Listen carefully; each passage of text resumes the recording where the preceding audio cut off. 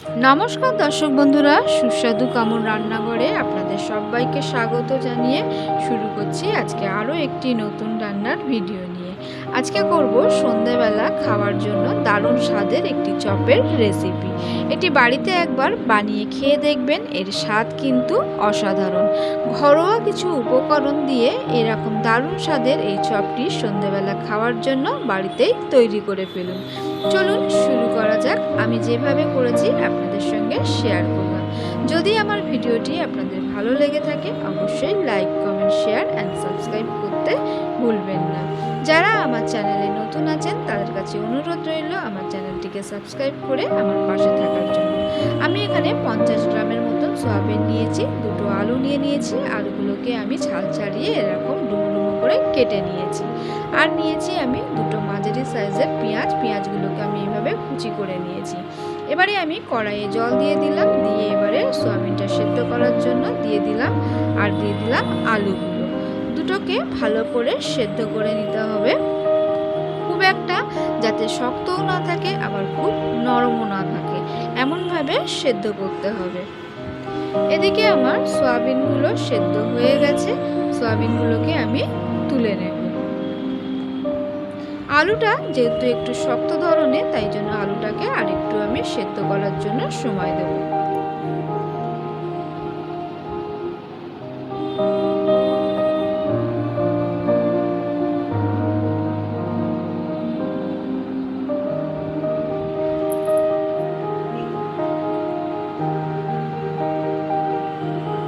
আলুগুলো এবারে আমার সেদ্ধ হয়ে গেছে, এবারে আমি আলুগুলোকে তুলে নেব।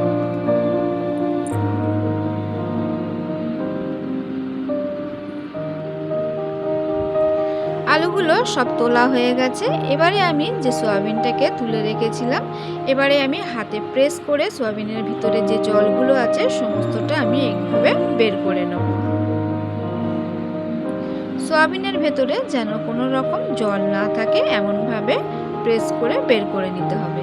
এবারে যে আলুগুলো আমি সেদ্ধ করে রেখেছিলাম, আলুগুলোকে এবার আমি হাতের মাধ্যমে এইভাবে ম্যাশ করে নেব, যাতে কোনো লাম্প মতন না থাকে। একদম মিহিভাবে ম্যাশ করতে হবে।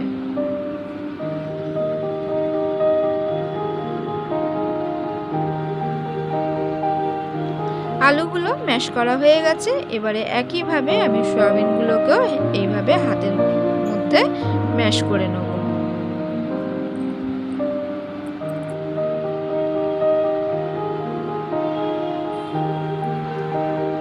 দেখতেই পাচ্ছেন একদম মিহিভাবে কিন্তু ম্যাশ করা হয়ে গেছে, কোনো রকম শক্ত ভাব বা গোটা কিন্তু নেই।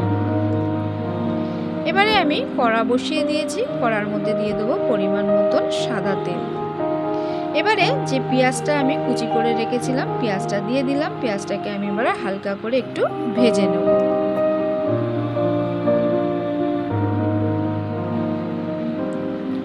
পেঁয়াজটা ভাজা হয়ে গেছে, এবার আমি 1 চামচ আদা বাটা দিয়ে দিলাম, 1 চামচ রসুন বাটা দিয়ে দিলাম, আর দিলাম 1 চামচ কাঁচা লঙ্কা বাটা। এবারে এই সমস্ত মশলাগুলোকে একটু ভালো করে কষিয়ে নেব, যাতে কাঁচা গন্ধটা না থাকে। এবারে এখানে কিছু গুঁড়ো মশলা দেব, যেমন পরিমাণ মতো দিয়ে দেব নুন, হলুদ গুঁড়ো, লঙ্কার গুঁড়ো, জিরের গুঁড়ো দিয়ে এবারে ভালো করে মশলাটাকে কষিয়ে নেব। গ্যাসের ফ্লেম কিন্তু একদম লো থাকবে।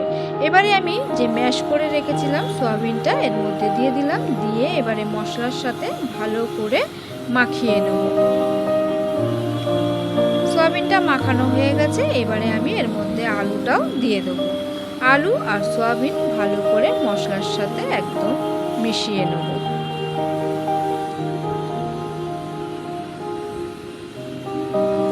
নুন মিষ্টি একদম স্বাদ মতন আছে। এবারে আমি এখানে দিয়ে দিলাম চাট মশলা,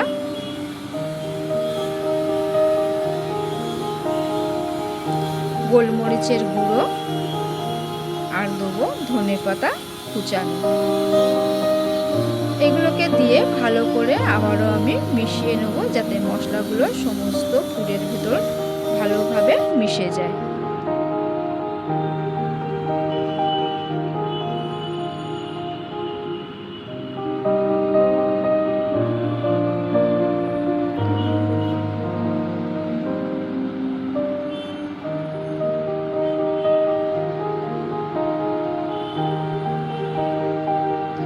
চিনিটা আমি পরে দেবো। এবারে নামানোর আগে এখানে দিয়ে দেবো আমি লেবুর রস। রসটা দিয়ে ভালো করে নাড়াচাড়া করে এবারে আমি নামিয়ে নেব। আমার রেডি হয়ে গেছে আজকের সয়াবিনের পুর। এবারে এটাকে আমি কাটলেটের আকারে হাতে শেপ করে নেব। এই আমার রেডি হয়ে গেছে। এবারে আমি একটু সামান্য পরিমাণ চিনি দিয়ে দিলাম, দিয়ে ভালো করে মিশিয়ে নেব। এবারে একটা কাটলেটের মতন তৈরি করে নেব হাতে প্রেস করে করে।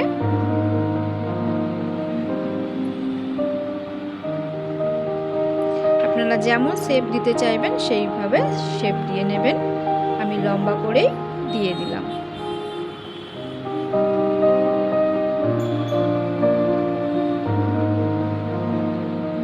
এইভাবে আমি সমস্তটাই করে নেব।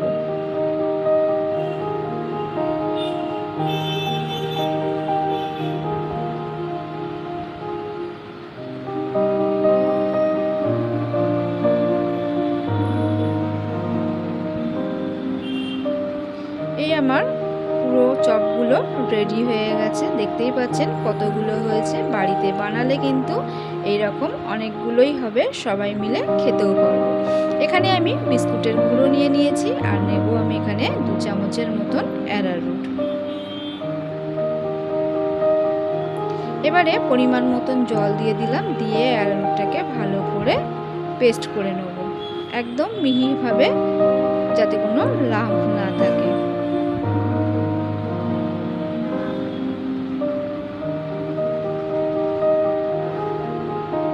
এবারে আমি চপগুলোকে এর মধ্যে মিশিয়ে নিয়ে বিস্কুটের গুঁড়োর মধ্যে দিয়ে দিলাম, দিয়ে ভালো করে কোট করে নেব।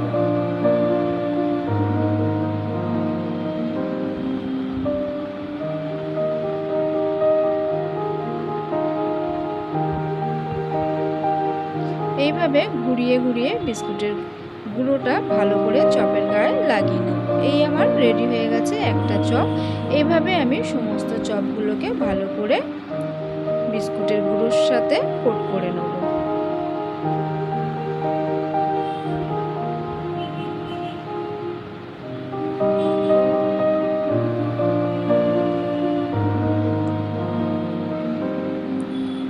এই আমার সমস্ত চপগুলো কোট করা হয়ে গেছে। এবারে আমি কড়াইয়ে বসিয়ে দিয়েছি, পরিমাণ মতন তেল দিয়ে দিলাম।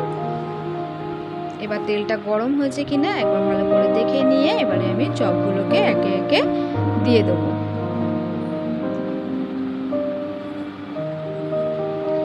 চপগুলোকে লাল লাল করে 2 পিঠ ভালো করে ভেজে নেব। 1 পিঠ ভাজা হয়ে গেছে। এবারে আমি চপগুলোকে উল্টে দিলাম।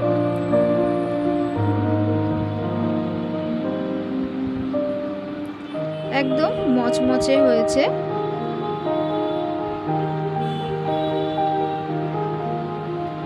কড়াইয়ের গায়েও কিন্তু লেগে যায়নি, সুন্দরভাবে উঠে গেছে। একদম লাল লাল করে ভাজা হয়ে গেছে। এবারে আমি চপগুলোকে তুলে নেব।